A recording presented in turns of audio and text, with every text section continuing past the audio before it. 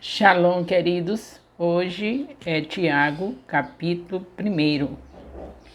Ensinamentos para cristãos. É o assunto de Tiago, capítulo 1. Neste capítulo de Tiago, capítulo 1, estudamos o irmão de Jesus. Começará com conselhos úteis à vida cristã. Esse Tiago é irmão de Jesus e ele está começando com conselhos úteis à vida cristã. Seu propósito será fortalecer os cristãos contra as dificuldades da vida e da fé e da vida, ficando claro na sua menção à sabedoria. Tiago entende que muitos dos problemas serão resolvidos com uma boa gestão de atitudes. Portanto, se faltar sabedoria, peça a Deus. Para a ação sobrenatural de Deus, devemos empregar a fé sem duvidar. Uma das características marcantes desta carta é a fraqueza e praticidade, deixando claro que a fé só funcionará se for real, autêntica. Do contrário, não surtirá efeito. A fé tem que ser real, tem que ser autêntica, verdadeira fé, senão só vai ser conversa fiada, não tem efeito algum. Como a gente pode dizer isso sobre a fé? É claro, porque Abraão, por exemplo, ele teve fé, e a gente sabe disso, porque ele deu seu único filho. Isso é fé.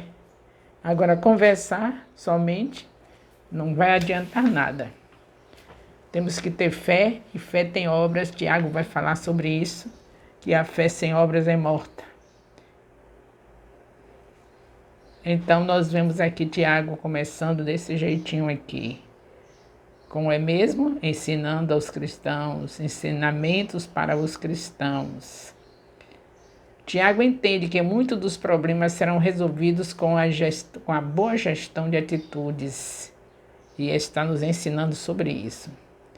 A relação entre o rico e o pobre era um problema da época. Por isso, mais uma vez, ele dá ótimos esclarecimentos sobre o assunto. Ele encerra o livro, essa carta, ensinando sobre a importância de praticar a palavra de Deus e não apenas ouvir sobre a verdadeira religião. Ele fala que não é somente falar, não é apenas ouvir os ensinamentos, é importante, é a prática, não é somente ouvir. E fala também da verdadeira religião, que é religião com as obras, porque nós sabemos que Jesus falou em Mateus 5,16, que nós, filhos de Deus, temos que ter boas obras para glorificar o nome do Pai que está no céu. Já somos filhos, por isso temos por obrigação ter boas obras, não é para salvar, não é salvação, a salvação foi feita pela graça, como está escrito em Efésios 2,8, pela graça sois salvos mediante a fé, isso não vem de vós, é dom de Deus, não vem das obras para que ninguém se glorie. Então a salvação não vem das obras. Mas aquele que é salvo, no momento que somos gratos a Jesus Cristo por trazer-nos de volta ao braço de Deus, e ele ser o nosso Pai novamente, como era lá no Éden para Adão e Eva. Então isso é motivo de nós estarmos o tempo todo praticando boas obras para que todos vejam que nós somos realmente filhos de Deus. Vamos ver o contexto histórico de Tiago. Tiago utiliza uma linguagem própria ao evangelista. Ele não se fixa nos pormenores e nas argumentações de cunho teológico. A linguagem utilizada é bem próxima à do apóstolo João e faz uma abordagem prática do Evangelho. Essa abordagem difere um pouco da abordagem do apóstolo Paulo, porém não há diferença alguma entre os escritos de ambos. Vamos ver Tiago, capítulo 1, versículo 1. O uso de servo mostra a humildade de Tiago. Essa palavra servo aí nesse capítulo 1, versículo 1, é mostrando a humildade de Tiago e sua total devoção ao serviço de seu Senhor. As palavras de Tiago, servo de Deus e do Senhor Jesus Cristo, têm autoridade, pois ele está a serviço de seu Senhor e fala como seu representante. 2 Pedro 1, de 20 a 21, também nos reforça sobre isso. As 12 tribos que estão dispersas no exterior é uma referência simbólica aos judeus cristãos dispersos no estrangeiro. Podemos ver isso em 1 Pedro 1, de 1 a 2.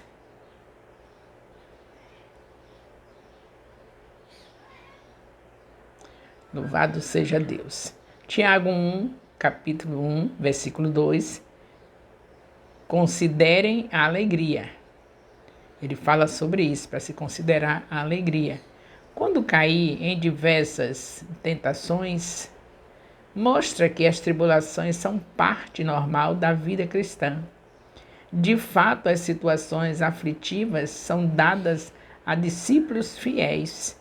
2 Timóteo 3,12. 2 Timóteo 3,12 fala sobre isso, que as situações de aflição são dadas a discípulos fiéis. Você sofrer por amor a Jesus, se você é fiel, isso é o normal na sua vida. Os fiéis, é normal passar por aflições por amor a Jesus. Por exemplo, uma mulher, ela é casada com um homem que não é cristão, porque antes de casar ela não era cristã, se converteu depois. Então ela vai passar por uma série de aflições por amor a Jesus, porque este homem não vai ao templo com ela, este homem vai para outros lugares, mesmo que ele não impeça que ela seja cristã, mas ele não vai com ela, não está acompanhando a Jesus. Ele está apenas concordando que ela fique, mas ele vive uma vida totalmente diferente. E isso é uma aflição, porque nós sabemos que o casamento, o Senhor quer que ambos caminhem juntos. É uma aliança que é feita. E a mulher que não tem um homem, o marido cristão, elas não caminham juntos.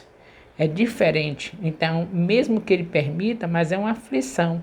Mas ela fica na santidade, no silêncio, como diz o apóstolo Pedro, que a mulher ganha o marido no silêncio, ela fica em santidade, no silêncio, e o próprio Paulo fala em 1 Coríntios 7, que a mulher santa santifica o seu marido. Então essa aflição toda ela passa com santidade, no silêncio, aguardando no Senhor.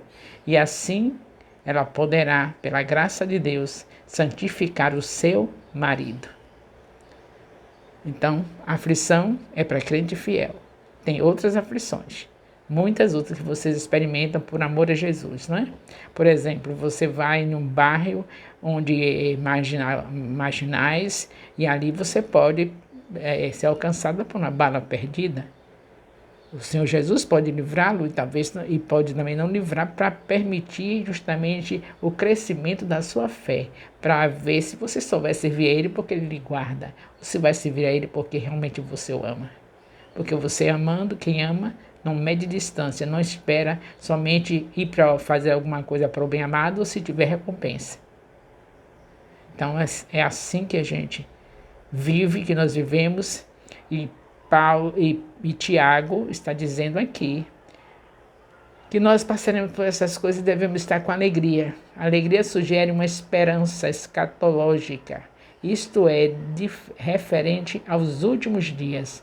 Essa alegria aqui Tiago está falando, é porque está se referindo aos últimos dias, porque sabemos que nós temos uma esperança, nós temos uma promessa de que teremos um novo céu, uma nova terra, sentaremos numa mesa onde cearemos com Jesus para sempre, teremos vestes brilhantes, corpos incorruptíveis. Se a gente está confiando nessa promessa, então com certeza, no meio de toda a tribulação, de tudo que a gente sofreu por amor a Jesus, nós teremos alegria.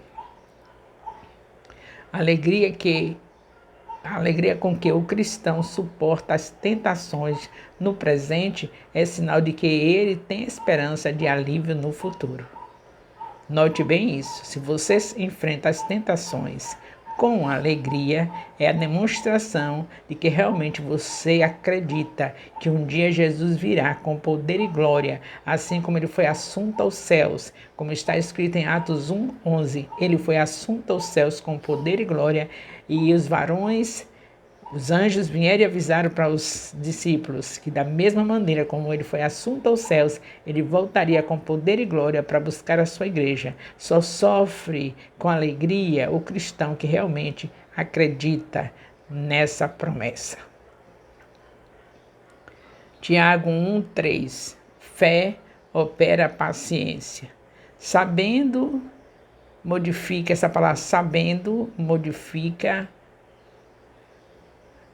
Considerai, no versículo 2, saber que a prova da vossa fé opera a paciência, motivo da alegria, perseverança. Da alegria. Perseverança é a capacidade de resistir a níveis crescentes de provação ou sofrimento. Então, no versículo 2, nós vemos aqui, considerai, saber que a prova da fé opera a paciência. Considere isso. E é motivo da alegria. Perseverança também é a capacidade de você crescendo na provação, no sofrimento, mantendo-se firme, sem desistir. Tiago 1:4. Sejais perfeito pela paciência. Paciência indica que deve haver mais obra para tornar os cristãos perfeitos e completos, sem vos faltar coisa alguma. Paciência indica que deve haver mais obras para tornar os cristãos perfeitos e completos, sem mais faltar coisa alguma. Então tenha paciência, espere no Senhor, as suas promessas se cumprirão. Não é aceitável que o discípulo cristão permaneça por muito tempo no estado de imaturidade e imperfeição. Você, quando começou, você estava imaturo, você estava imperfeito, mas o crescimento espiritual tem que ser visto na vida de todos que são verdadeiramente cristãos. Então, a essa altura, você já cresceu, você já está com maturidade. Nós começamos esse discipulado em maio de 2023. A essa altura, você já deve estar com 12 discípulos, você já tem maturidade para isso. 12 discípulos, por quê? Porque você agora tem o Espírito Santo te aperfeiçoou, e assim como Jesus Cristo teve 12, você também pode ter 12, pelo fato de que ele disse que nós faremos grandes obras, que nós faremos muitas obras. Ele diz que faz maiores obras. Então, maiores, só não pode ser melhores do que a de Jesus, mas maiores, porque hoje você tem condição de ter uma equipe de 12, preparar essa equipe, você ganhou, você consolidou, você discipulou, agora você envia. Aí pega outra equipe, vai evangelizando, vai ganhando novamente, vai assim, não para. E Jesus Cristo teve 12, mas ele teve apenas 3 anos de ministério e teve que parar, porque ele tinha um tempo para completar o seu propósito e voltar para estar com o Pai. E nós temos um tempo maior. Lembre que muitos daqui vivem até 120 anos. É para ter tantos 12, né? 12, preparando a equipe, preparando outra. Foi isso que Jesus nos chamou para fazer. Não foi em vão que ele deu o seu Espírito. Você pensa que ele deu o seu Espírito somente para você pular e saltar. Isso aí não são obras. Isso aí é adoração. A adoração é importante, mas os filhos de Deus, eles adoram, mas eles também trabalham. E Jesus já deixou bem salientado isso quando viram ele trabalhando o tempo todo. Aí até no sábado, que os fariseus tinham feito suas regras estranhas, não foi o sábado do jeito que Deus tinha deixado, e os fariseus cobrando dele porque estava trabalhando o tempo todo até no sábado, ele diz, meu pai trabalha até agora, e nós também, nós trabalhamos até o dia que o Senhor nos chamar, porque o Senhor Jesus Cristo é o nosso exemplo, é o nosso referencial. Tiago 1,5, peçam a sabedoria. O tratamento cruel do mundo nos tenta recuar, não querendo expor nossa falta de sabedoria com medo de sermos envergonhados pelos outros. Entretanto, Deus dá sabedoria a todos, literalmente e sem acepção. Portanto, quem tiver falta de sabedoria deve pedir a Deus com liberdade. O tratamento do mundo é cruel e nos tenta recuar. E até eles nos querem denegrir a imagem do Filho de Deus. Mas você é inteligente, você sabe muito bem como andar. Você sabe muito bem que você é templo do Espírito Santo. Então você vai pegar a sabedoria de Deus. Os filhos das trevas, eles passam o tempo todo fazendo coisas para engrandecer o príncipe das trevas. Eles não medem distância, eles são capazes até... Você já viu que tem aqueles que têm coragem de tirar a sua própria vida? Aqueles personagens chamados de Homem-Bomba, não é? É bem assim o nome? Eles são capazes de explodir para destruir o inimigo, para fazer a vontade de Satanás. Eles explodem. Homem-bomba e não sei mais o que você sabe que existe por aí. Ao nível que chegou os filhos das trevas. Porque eles não são templo do Espírito Santo. Para ele, o corpo não tem nenhum valor. Mas se nós queremos ter sabedoria mesmo, peçamos a Deus que Ele vai nos mostrar os detalhes dos cuidados que nós devemos ter com nossos corpos. Nossos corpos não são para explodir. Nossos corpos podem ser retirados da terra por algum sofrimento, por amor a Jesus. Não é para ser retirado da terra por causa de doenças.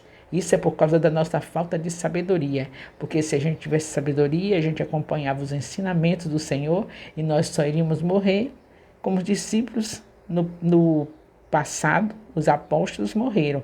Todos eles, nenhum morreram de doença, todos morreram por amor a Jesus, mártires. Aí, sabe por que nós não chegamos a esse ponto? Porque nós não temos sabedoria. Nós não temos sabedoria. Eu quero provar a você apenas um detalhe. Nós, principalmente as mulheres e homens também, que agora o homem faz a mesma coisa que a mulher faz. Eles botam sobrancelha, eles tiram sobrancelha, eles fazem tudo. Então nós somos capazes de pegar uma tatuagem de uma sobrancelha, tatuagem de sobrancelha, e sabendo que aquilo vai se infiltrar no sangue, que vai fazer mal ao nosso corpo, que é templo do Espírito Santo, mas nós somos capazes de fazer isso. Pior do que o homem-bomba, não é?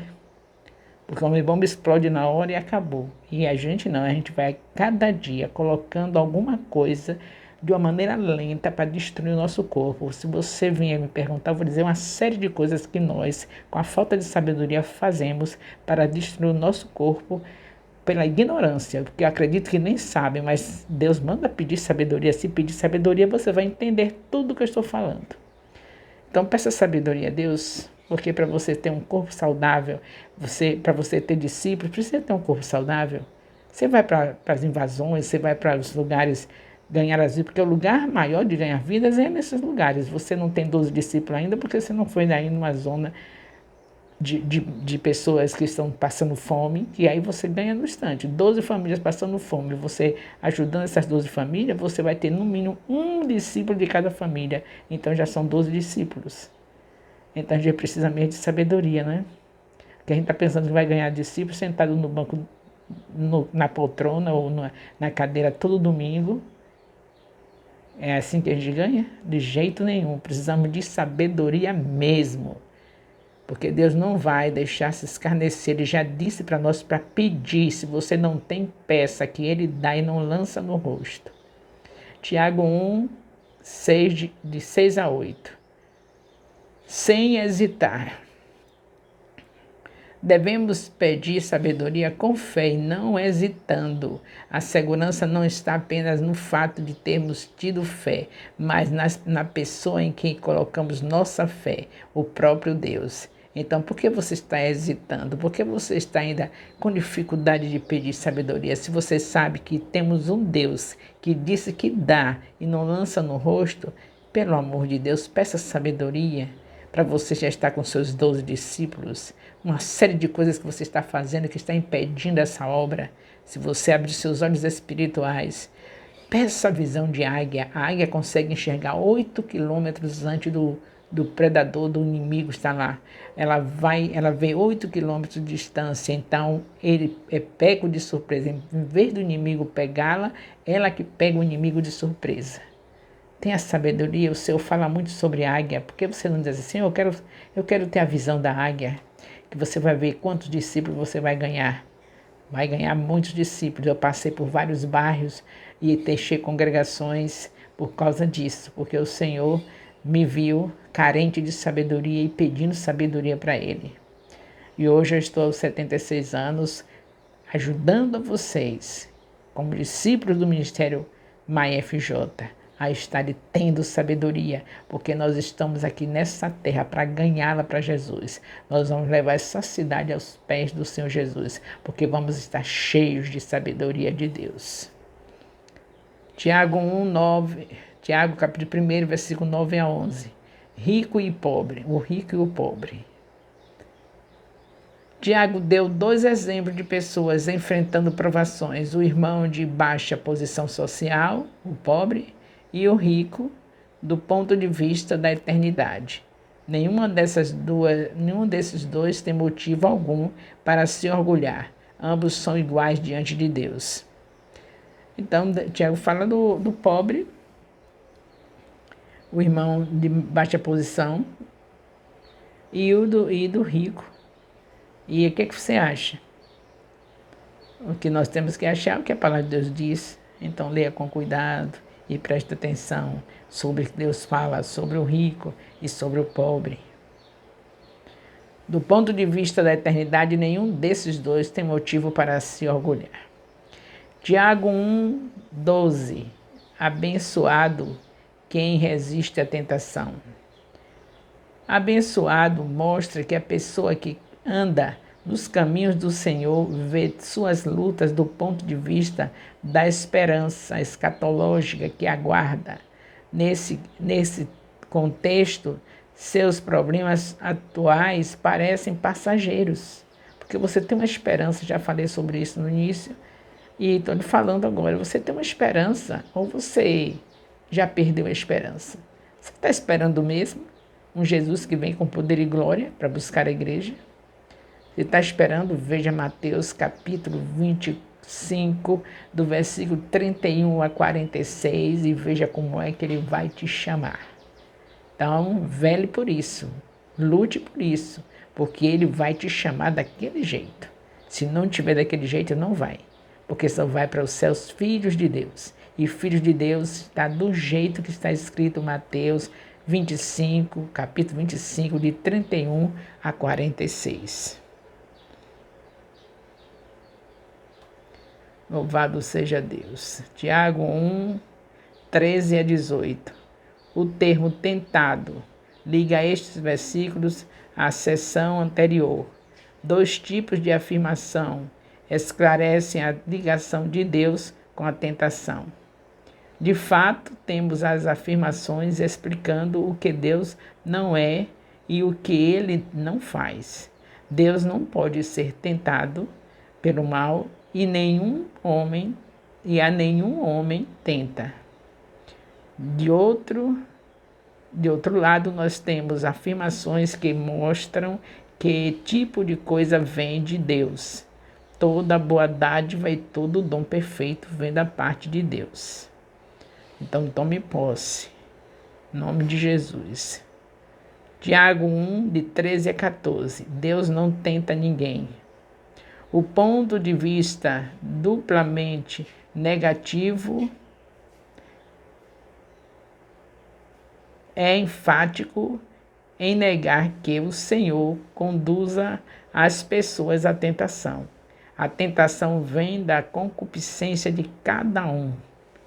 Você, em vez de procurar evitar o pecado, você vai para cima dele.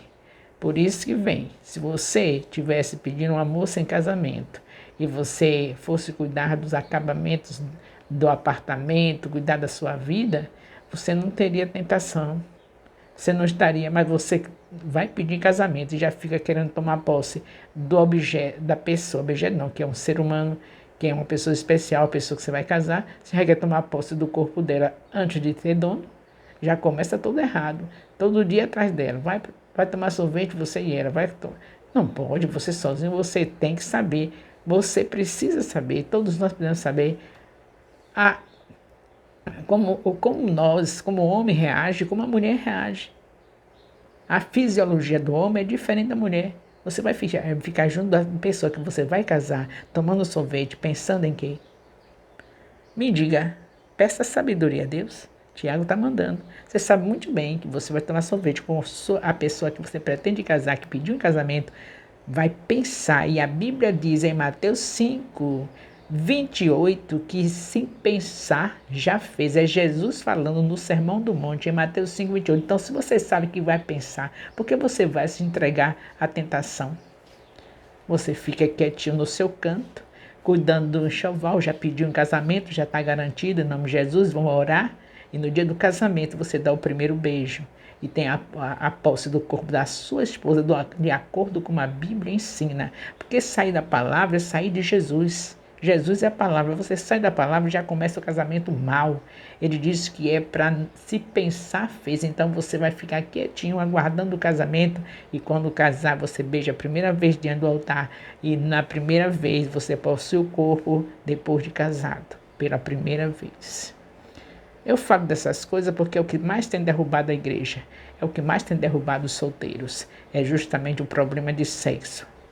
E aí eu tenho que alertar, eu não tenho que falar por cima, deixando sem esclarecimento. Você tem que saber que uma das coisas que mais tem destruído vidas é justamente o sexo. Você vê na Bíblia, vida espiritual, você vê na Bíblia, Davi, um adorador, não vigiou, foi para o terraço. Em tempo de guerra, ele era para estar na guerra, como um estímulo para os seus soldados. Não fica lutando, mas fica lá na carruagem, dando força, dando apoio, aquele apoio moral. Ele estava não vigiou, foi para cima da tentação. Foi ficar num terraço sabendo que num dia de guerra, num tempo de guerra, as mulheres estão sendo seus esposos, os esposos estão na guerra. E aí ele sabia que só ia ver mulher. Ou tomando banho no rio, qualquer coisa ia ser assim. Ele sabia. Então você já sabe que se você ficar junto da pessoa que você pretende casar, você vai querer beijar, você vai querer abraçar. E um beijo na boca é o início de um ato sexual. Você já tem sabedoria suficiente para isso, não é? Então entenda, pelo amor de Deus, vamos ter uma igreja santa, uma igreja que está esperando um noivo, Jesus, que quer uma igreja pura, imaculada, uma igreja de acordo com os seus princípios, uma igreja que ama a palavra e pratica a palavra. Você tem todo motivo para amar a palavra e praticar a palavra. Você tem de 7 em 7 dias um capítulo da Bíblia para estudar. E você tem dentro da sua casa este mesmo capítulo que você estuda no lugar secreto todos os dias. Toda aquela semana, 7 dias, só o mesmo capítulo. Você não tem como não aprender. Não tem como você não saber responder o questionário se você obedece. Se você estuda, do dia que você recebe o link, o seu vídeo, você recebe, você ouve o vídeo enquanto você está fazendo os seus afazeres. O homem, enquanto está indo para o trabalho, está ouvindo. Nos intervalos, hora de almoço, está ouvindo. A mulher dentro de casa, enquanto trabalha, está ouvindo a semana toda. E todos os dias, a Bíblia aberta no capítulo que está a lição marcada da semana. Então ela vai ler no lugar secreto, quando ela vai orar a Deus de manhã cedo, lá no lugar secreto, como está escrito em Mateus 6,6. Tudo é questão de obediência, tudo é uma questão de realmente querer viver a sabedoria de Deus. Então louvado seja Deus por essa carta de Tiago, né? Louvado seja Deus. Tiago 1,17, a boa dádiva e o dom perfeito. O Pai das luzes é Deus e criou os luminares que marcam os dias e as estações, como está escrito em Gênesis 1, de 14 a 19. Em quem não há mudança nem sombra de variação, alude ao fato de que o caráter de Deus é imutável e suas promessas são certas. Então, esteja sempre com o Pai, busque sempre Ele, o Pai das luzes. Tiago 1,18, primícias de suas criaturas. A palavra da verdade é o Evangelho, pelo qual vem o novo nascimento. Primícias significa o melhor da colheita.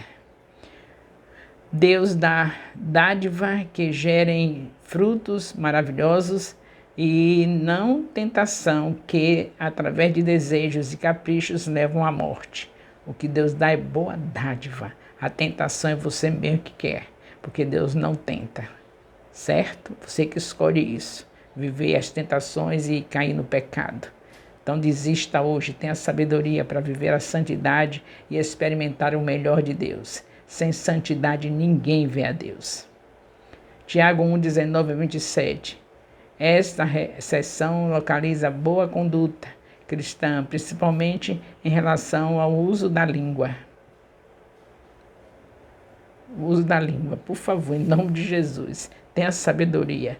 Tudo que eu estou lhe falando é justamente para que você tenha o domínio, a vida pautada em Deus. Então, se está pautada em Deus, você estuda a palavra, não é isso?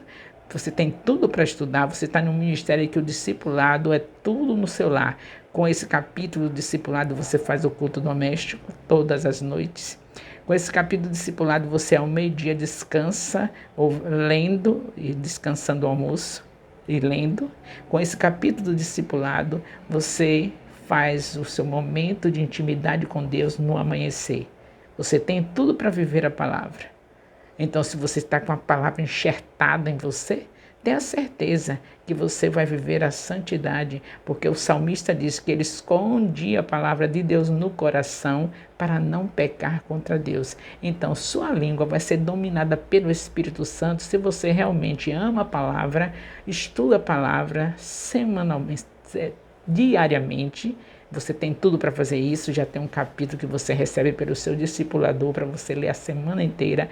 Você vai sair daquele capítulo, quando você terminar esse estudo da semana, que você for receber outro, você está embriagada na presença, porque a presença de Deus está na palavra dele. Se a palavra é Jesus, o que é que você quer mais?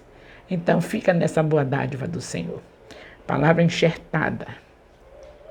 Tiago 1, 21, palavra enxertada. A palavra em voz, enxertada, é o evangelho recebido pelos cristãos. É a Bíblia, são 1189 capítulos da Bíblia para você estudar pelo nosso ministério. Você estuda semanalmente um capítulo. Num capítulo tem muitas revelações. Não é somente o que eu passo aqui no vídeo, não é somente o que eu comento, mas você no lugar secreto, lendo esse capítulo durante 7 dias, você vai ter muitas revelações. Você, no meio-dia, lendo esse capítulo, 7 dias, você tem muita confirmação das revelações que você recebeu no lugar secreto. Você, com esse capítulo, 7 dias, fazendo culto doméstico na sua família vai dizer, você vai dizer, eu e a minha casa realmente servimos ao Senhor. Tiago 1, 22, cumpridores da palavra. A presença da palavra em voz enxertada não vos deixa apenas ouvir ociosamente.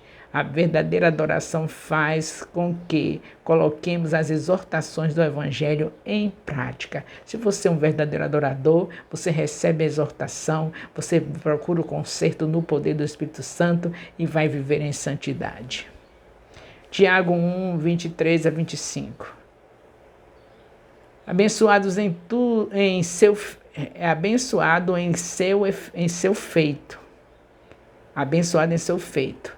No contraste entre se alguém é ouvinte da palavra e aquele que é cumpridor para a lei perfeita que traz a liberdade e persevera, a diferença está naquele que vê a lei perfeita da liberdade, o Evangelho, permitir que ela molde a sua vida ou não.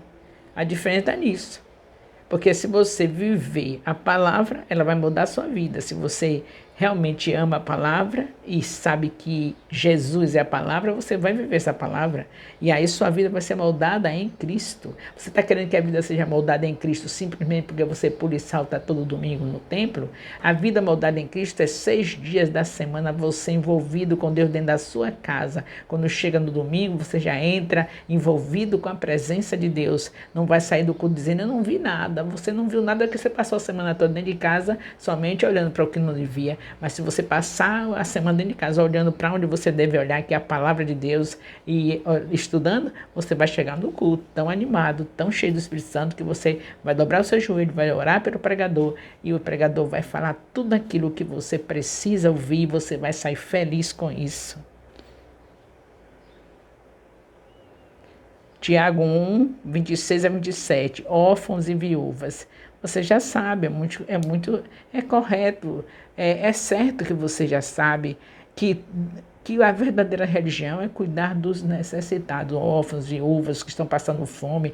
Você sabe disso, porque se você já tem obedecido o que eu tenho dito desde maio de 2023, desde maio que eu falo isso para vocês que estão como discípulos do MAEFJ, que Mateus 25, de 31 a 46, diz tudo que eu e você temos que ser para ser chamado por Jesus.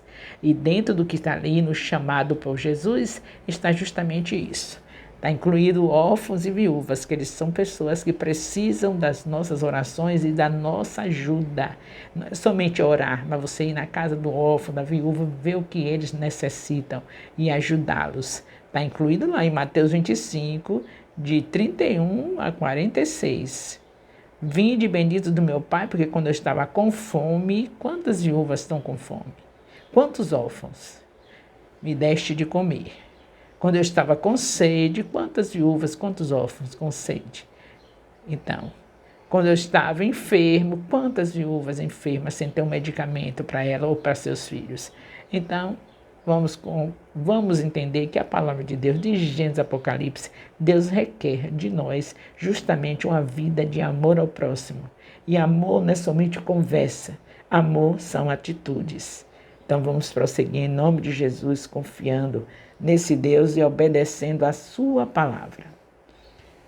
Concluindo, Tiago fala de muitas coisas importantíssimas para a nossa vida cristã, desde os pedidos que devemos fazer em oração, sempre com discernimento e equidade no coração, para que eles sejam aceitos perante Deus.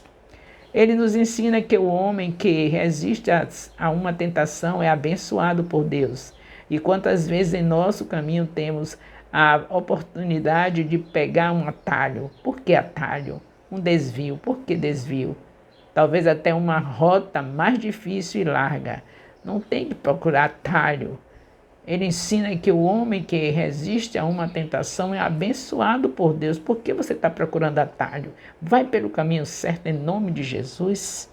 O caminho certo é você sair, você sabe que vai passar por aquela mulher que está vindo seminua, você muda de calçada, vai para outra. A mulher do mesmo jeito, está passando, vem um homem que ela está vendo que já vem com um gesto, a maneira que está querendo se aproximar dela, ela não conhece, não sabe quem é, ela passa para outra calçada. É evitar a tentação, viver Deus, porque sabemos que os atalhos, não, eu vou passar por ele, que me importa, eu vou passar, ele que fale alguma coisa, eu sei que eu sou a tal, eu sou a filha de Deus.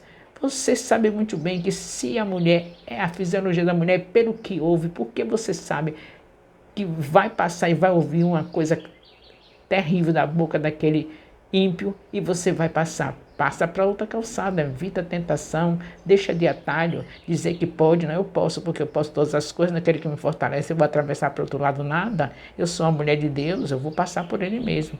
Então você está procurando um atalho, né? Um atalho. Porque o verdadeiro cristão, mulher de Deus, ela vai passar para o outro lado. E vai repreendendo toda a obra do diabo naquela vida.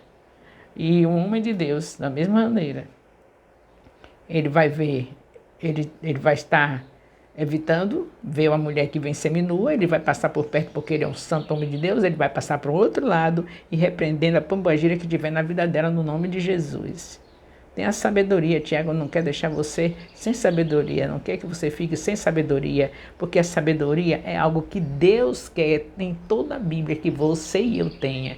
Então busca Deus, que Ele dá sabedoria, peça a Ele que Ele dá e não lança no rosto. Muitos filhos de Deus estão com a vida destruídas porque não pediram sabedoria para Deus. Então nós estamos aqui, acabando de ver o nosso comentário sobre Tiago, capítulo 1, em nome de Jesus, estejamos assim firmes em tudo quanto aprendemos nesse capítulo. O amor de Deus, nosso Pai, a graça salvadora do nosso Senhor Jesus Cristo, a comunhão do Espírito Santo, seja com todos os discipuladores e discípulos do MAI FJ, com todos os líderes de células, com todos os co-líderes de células, com todos os componentes de célula do MAI FJ, desde agora e para sempre. Amém. Louvado seja Deus.